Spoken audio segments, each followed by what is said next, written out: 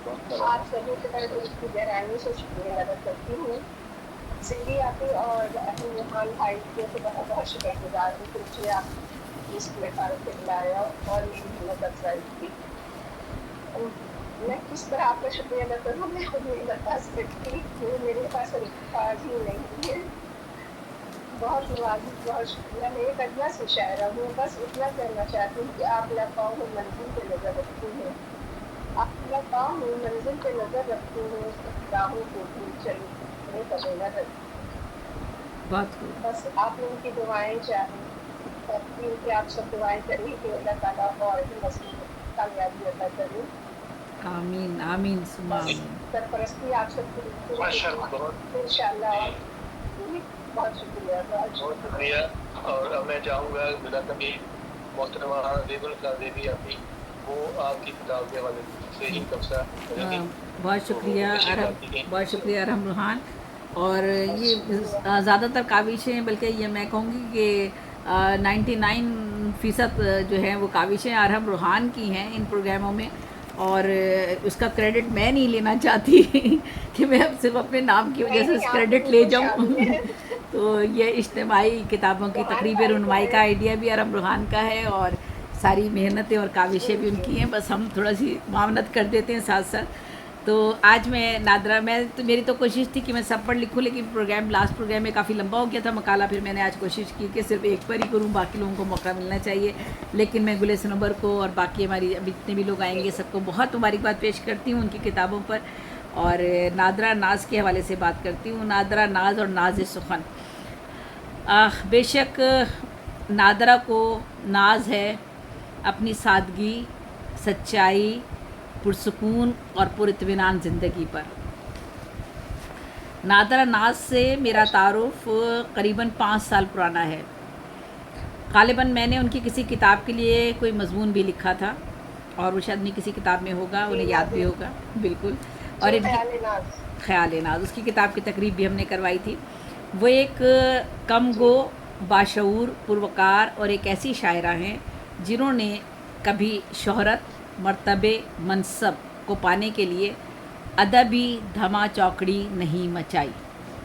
अदबी धमा चौकड़ी यानी फ्लायर में नाम नीचे क्यों चला गया, ऊपर क्यों नहीं आया, अवार्ड क्यों नहीं मिला, उसको मिला तो मुझे क्यों नहीं मिला। और ये झूठ, धोखा, फ़रेब का साथ देकर आगे बढ़ने की कोशिशें, खुशामद का कोई रास्ता उन्होंने नहीं बढ़ाया, को नहीं अपनाया आगे बढ़ने के लिए। बहुत अच्छी बात, बहुत अच्छी बात, बहुत और अच्छी बात। कभी किसी अपने बड़े मर्तबे वालों को पीछे धकेल कर किसी साजिश से रातों रात उन्होंने शोहरत नहीं कमाई।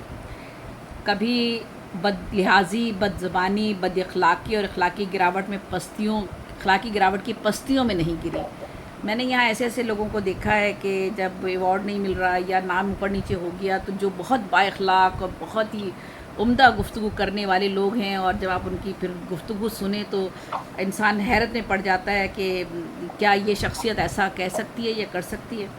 बहरहाल मैंने उनकी किताब देखी, 150 के करीब गज़लें इसमें मौजूद हैं। हर गज़ल में 2-3 अशार काबिल गौर और काबिल तवज्जो और तवज्जो तलब हैं, और कारी को रुकने और ठटकने पर माइल कर देते हैं। बज़ाहिर जैसा कि मैं कह ही रही थी कि हमारे जो शौरा की हम बात करते हैं कि मुख्तलिफ़ मिजाज के शौरा हैं, और शायरी की दुनिया में ख़ास तौर पे अदब में हमारे बाकी असनाफ़ में ये सब चीज़ें नहीं नज़र आती, बल्कि सिर्फ शायरी की सिनफ में ज़्यादा नज़र आती हैं इस तरह के मामला, जिसमें हमारी सादा लौ लोगों को जो वाकई टैलेंटेड हैं, मेहनत करते हैं और काम करना चाहते हैं, उनको आगे आने नहीं दिया जाता। बड़े मुश्किलात का सामना उन्हें करना पड़ता है, लेकिन बहरहाल मेहनत कभी रायगा नहीं जाती, और वो हमेशा जो है कहीं ना कहीं किसी न किसी सूरत में आपको उसका सिला ज़रूर मिलता है।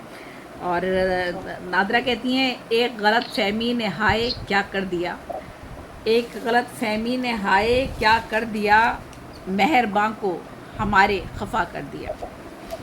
और तलमी का उनका एक शेर सुनिएगा, कहती हैं, था असाए कलीमी का वो मौजज़ा जिसने दरिया में भी रास्ता कर दिया। अपनी नादरा हमारी एक बाअमल, महज़्ज़ब, अमन पसंद शायरा हैं, اور اپنی شعری صلاحیتوں سے سماجی رویوں میں مثبت پہلوؤں کو تلاش کرتی ہیں اور اس کی نشاندہی کرتی ہیں. کہتی ہیں دوستوں سے تو رشتہ ہے سب کا، دوستوں سے تو رشتہ ہے سب کا، ناتا دشمن سے بھی رکھے کوئی.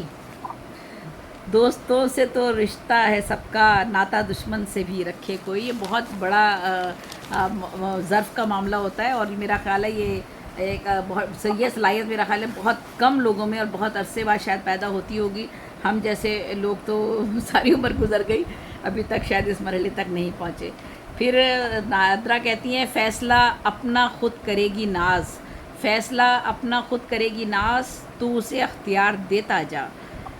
ان کے اشعار میں ان کی شخصیت کا عکس ہمیں نظر آتا ہے.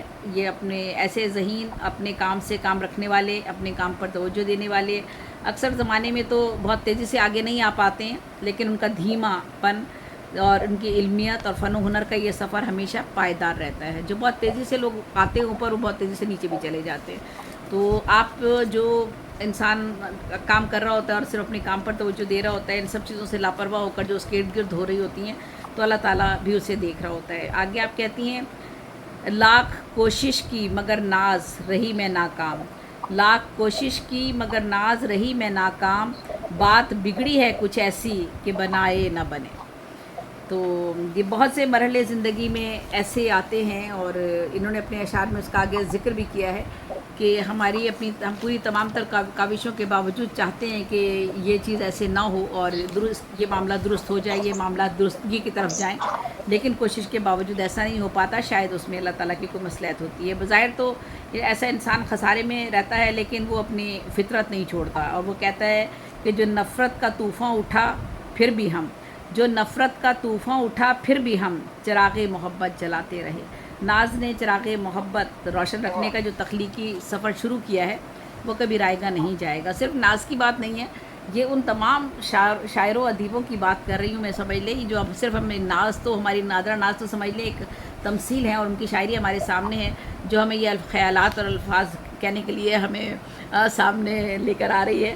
لیکن یہ بات ہم سب کے لیے ہے. ہماری بہت سے شعراء ادبا کے ساتھ یہی سب چیزیں ہوتی ہیں، لیکن انسانی فطرت اور مزاج و عادات کا وہ نفسیاتی تجزیہ بھی خوب کرتی ہیں، چونکہ یہ ہمارے شاعر کا ایک خاصہ ہوتا ہے، کیونکہ وہ بہت باریک بینی کے ساتھ اپنے ارد گرد کے حالات کا، واقعات کا اور انسانوں کا تجزیہ کرتا ہے. ہم بظاہر اسے سمجھ رہے ہوتے ہیں، خاص طور پہ ایسے لوگوں کو جو بڑے سنجیدہ ہوتے ہیں، ایک سائڈ پر ہوتے ہیں، تو لوگ انہیں سمجھ رہے ہوتے ہیں کہ یہ بہت جو ہے ان کو کچھ نہیں پتہ، یا ارد گرد کے حالات کا انہیں کچھ اندازہ نہیں ہے. لیکن ایسے ہی لوگ زیادہ بہتر انداز میں دنیا کو سمجھ رہے ہوتے ہیں، اور اسے سمجھ کر وہ اپنے فن میں ان چیزوں کو اتارنے کی کوشش کر رہے ہوتے ہیں. تو آپ کہتی ہیں وقت ایسا کبھی خدا نہ کرے، وقت ایسا کبھی خدا نہ کرے، اپنے کو اپنوں سے جدا نہ کرے، آدمی تو خطا کا پتلا ہے، غیر ممکن ہے وہ خطا نہ کرے. تو سچائی اور حقائق کو وہ اپنی کھلی آنکھوں سے اور وسیع فکری زاویوں سے پرکھنے کا ہنر جانتی ہیں. پھر کہتی ہیں وہ جنت تو جہنم بن چکی ہے، وہ جنت تو جہنم بن چکی ہے، نہ اب کشمیر کو کشمیر لکھنا. تو یہ جس طرح سے انہوں نے وہاں کے حالات کو ایک شعر میں بیان کر دیا ہے، یہ ہم سب کے سامنے ہے. ہنر یہ آ گیا ناز کو بھی خود اپنے ہاتھ سے تقدیر لکھنا، ہنر یہ آ گیا ہے ناز کو بھی خود اپنے ہاتھ سے تقدیر لکھنا. اپنے ہاتھوں سے اپنی تقدیر بنانا یہ محنت کا راستہ ہے جس پر وہ چلنا چاہتی ہیں اور چلنا جانتی بھی ہیں، اور جس پر ان کی کاوشیں جاری ہیں، اور انشاءاللہ آگے بھی انشاءاللہ وہ اسی تق و دو کے ساتھ آگے بڑھتی رہیں گی. ان کے کلام میں سچی لگن، اخلاص کا عنصر اور حقیقی دنیا کی وہ ایسی نمائندگی کر رہی ہیں اپنے اشعار کے ذریعے کہ لوگوں کو ایک اصلاح کا راستہ سامنے نظر آتا ہے. اور وہ کہتی ہیں کہ درد پیری کا دیکھنا ہے اب، درد پیری کا دیکھنا ہے اب، میں نے عہد شباب دیکھ لیا. بہت خوبصورت شعر ہے. درد پیری کا دیکھنا ہے اب، میں نے عہد شباب دیکھ لیا. عہد کیا انہوں نے پیری کا درد اور زندگی کے رخ سے، جس تلخ رخ سے، کس خوبصورتی سے انہوں نے نقاب الٹی ہے.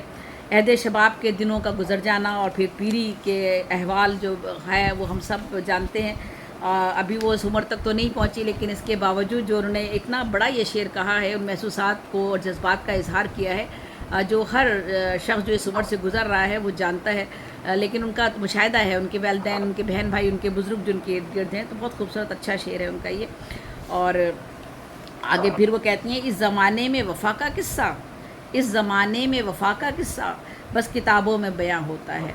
اور پھر وفا اور پیار کے تذکرے، اور پھر ان کا کتابوں میں جو ہے ان کا محفوظ رہ جانا، اور عملی زندگی میں ہمیں جن چیزوں کا سامنا کرنا پڑتا ہے اس کا وہ اظہار کرتی ہیں۔ جا بجا ہمیں ملتا ہے ان کی شاعری میں ان سب چیزوں کا اظہار، بلکہ ہم سب کی شاعری میں، کیونکہ ہم سب بہت جلدی تکلیف میں آتے ہیں جب کوئی تنقید کرتا ہے یا کوئی ایسی بات کرتا ہے، کیونکہ بہت حساس ہوتے ہیں شاعر اور ادیب لوگ۔ ایک جگہ کہتی ہیں آپ، اونچے مکان والوں کو شاید خبر نہیں، اونچے مکان والوں کو شاید خبر نہیں، ایسے بھی لوگ ہیں جنہیں رہنے کو گھر نہیں۔ معاشرتی ناہمواریوں کو بھی وہ اپنے اشعار کا حصہ بناتی ہیں۔ مادی مسائل، سرمایہ دارانہ سوچ، جاگیردارانہ سماج، عمارت غربت کے مابین نفرت کی لکیر، یہ شعر ایسے تمام حقائق کا مظہر ہے۔ اور پھر آگے حمدیہ اور نعتیہ اشعار میں نے وہ بھی لکھے ہیں، لیکن میں اس کی طرف ابھی نہیں جاتی ہوں، کوئی شاید اور تذکرہ کرے گا۔ ان کے اشعار کا پیغام بہت سادہ، سچا، بے ساختہ ہے، سماجی مسائل کا عکاس بھی ہے، اور کلاسیکل شعراء کی فکر سے بھی وہ استفادہ کرتی ہیں، لیکن اسے بھی وہ اپنے ایک نئے رخ سے پیش کرتی ہیں۔ کہتی ہیں، درد دل سب کو بتانے کے لیے، درد دل سب کو بتانے کے لیے یہ ضروری نہیں تم میر بنو، درد دل سب کو بتانے کے لیے یہ ضروری نہیں تم میر بنو، ہم انسان ہیں تو صرف وصف ہی وصف تو ہم میں نہیں ہو سکتے، اور ہم چونکہ غلطی بھی ہم سے ہوتی ہے، بس فرق صرف اتنا ہے کہ کوئی اپنی غلطی کو مان لیتا ہے اور کوئی نہیں مانتا ہے، اور مان لینے میں ہی بھلائی ہے انسان کی، بہتری بھی اسی میں ہے۔ آپ کہتی ہیں، ایسا کوئی نہیں زمانے میں، ایسا کوئی نہیں زمانے میں جس میں کوئی کمی نہیں ہوتی۔ تو اور پھر ایک دعا کے حوالے سے بھی ان کا ایک شعر ہے، وہ کہتی ہیں، مانگتا ہے دعا یوں تو ہر آدمی، مانگتا ہے دعا یوں تو ہر آدمی، ہر دعا پورا سر ہو ضروری نہیں۔ تو دعا بے شک ہم سب مانگتے ہیں، اور اللہ تعالیٰ کے ہی سامنے سرڈگو ہوتے ہیں، اسی سے معافی بھی طلب کرتے ہیں۔ کوئی دعا قبول ہوتی ہے، کوئی نہیں ہوتی ہے، کسی میں اثر نہیں ہوتا، اس کی وجوہات بھی ہم سب کو پتہ ہے۔ اس سے ایک شعر میں ہی ہمیں دونوں سوال بھی مل جاتے ہیں، جواب بھی مل جاتے ہیں۔ ہمارے یہ شعر جو ہے ہماری زندگی کی عکاسی بھی کرتا ہے۔ کہیں ہماری نیت کا کھوٹ ہوتا ہے جو ہماری دعا قبول نہیں ہوتی، کہیں اللہ تعالیٰ ہمارے اس کام میں بہتری سمجھ رہا ہوتا ہے، اس لیے وہ دعا ہماری قبول نہیں ہوتی۔ تو آپ ناز نے پھر کہا، ناز یہ کیسا دور آیا ہے، ناز یہ کیسا دور آیا ہے، کوئی کسی کے کام نہ آئے۔ پھر وہ معاشرے کے تضاد، انتشار، اخلاقی اقدار، انحطاط پذیری کو سادگی سے بیان کر دیتی ہیں اس شعر میں، اور واقعی اب ہم ایسے ہی دور سے گزر رہے ہیں۔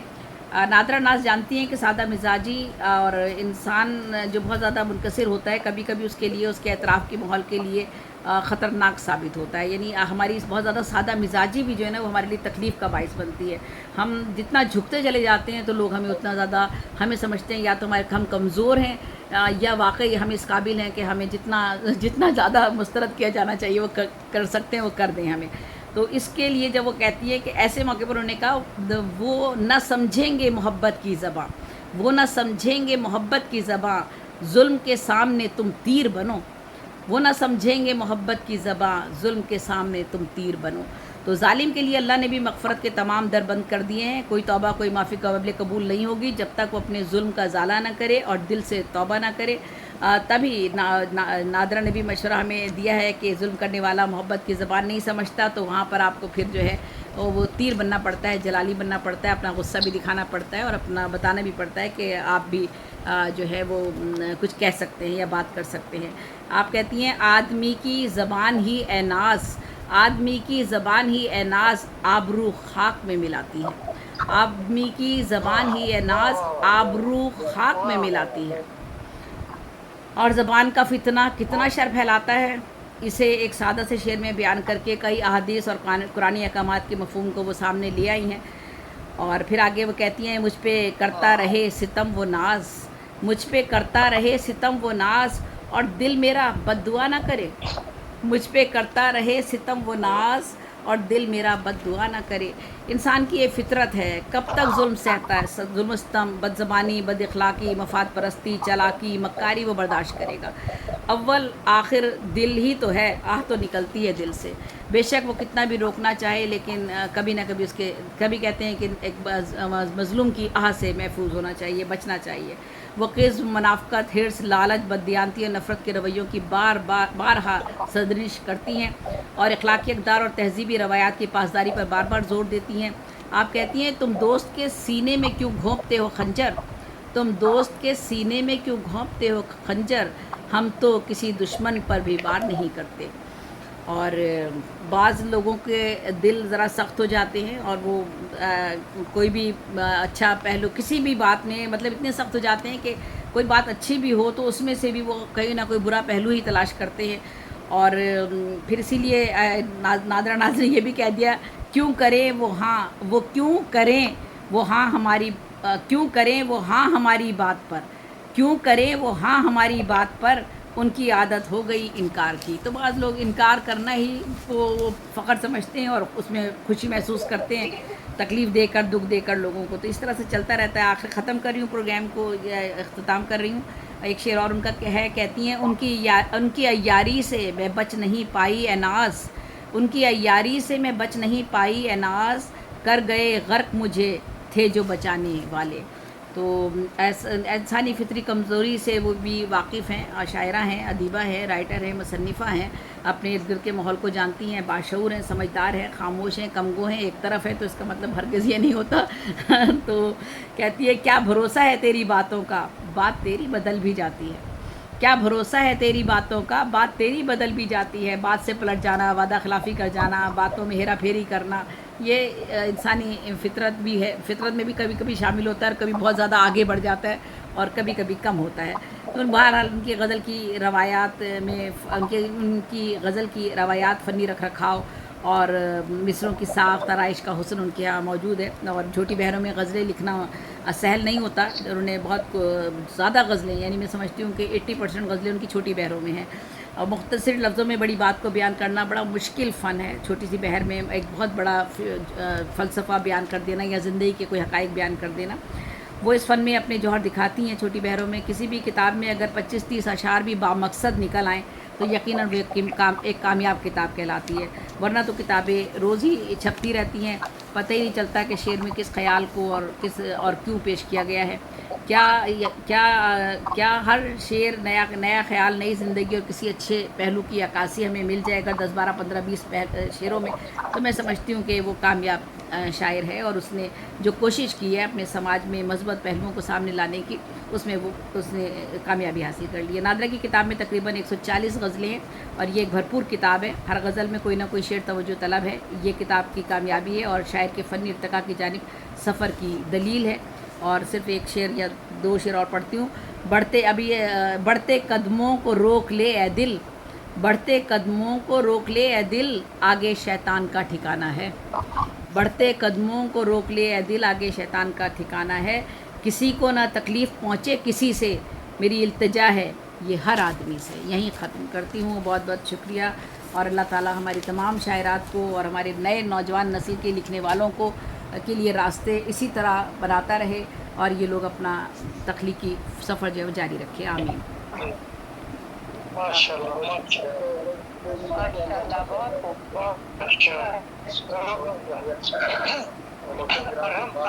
خوب.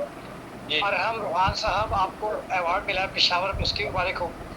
اور دوسری مبارک آج پوری قوم یوم تکبیر منا رہی ہے، اس کی بھی آپ کو بہت بہت جی. تو یہ سر یہ کہہ رہے کہ ہماری تو شاہین آپ ہی ہیں جو ادب کے شاہین. بالکل. تو ماشاء اللہ سے قوم کو آج مبارک ہو. اور ابھی میں محترمہ شادہ شاہین صاحبہ کو جاؤں گا، لیکن اس سے پہلے میں صرف 1 منٹ دینا چاہوں گا کہ میری خوش قسمتی ہوگی کہ اپنے سینئر کے سامنے صرف 1 منٹ کا ہوگا. میں نے تبصرہ جو لکھا ہے مختصر ضرور وہ پیش کروں اور وہ نقوی صاحب کو خوش آمدید کہ وہ تشریف لائے. السلام علیکم تمام. وعلیکم السلام ورحمۃ اللہ وبرکاتہ. وعلیکم السلام. تو میں زیادہ ٹائم نہیں لوں گا. ولف سنوبر محبت ڈھونڈ لی میں نے، انتصاب بیا کے نام، وہ پرندہ جو اپنا گھر محبت حفاظت